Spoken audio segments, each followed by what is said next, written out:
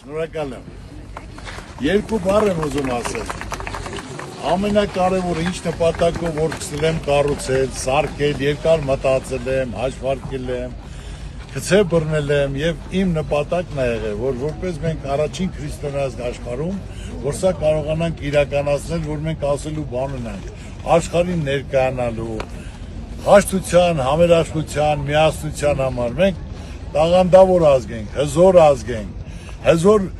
պատմություն ունենք, բայց մենք միայն ու միայն պետք է կարողանանք միասնական լինել։ Այն նախանձը չարությունը չլինի, չկամությունը չլինի, այլ իրար հետ իրար կողքին ենք, որ սա իրականություն դարձնենք։ Եվ օր-օրի տեսնելով հազարավոր մարդիկ են գալի, դա կլինի շաբաթ, կիրակի, ամեն օր աշխարհի տարբեր ծայրերի զանգեր կան, որ ուզում են գան տեսնեն, իրանք էլ մասնակից լինեն։ Ու ես ամեն օր մտածում եմ, որ ճիշտ բան եմ արել, ճիշտ նպատակին, որ այսօր մարդիկ աղոթներ շուրթերին բարձրանալով, հույսով, հավատով, ժպիտները դեմքերին ցանկանում են մասնակից լինել, հույսով, հավատով, որ լավ է լինելու, 100% լավ է լինելու։ Ու իմ ամենակարևոր նպատակը, որ հայտարարել որ սա լինի ազգային կառույց, ազգովի են կառուցել, ամեն մեկը տարբեր ոլորտի, արվեստ, մշակույթ, կրթություն, երիտասարդություն,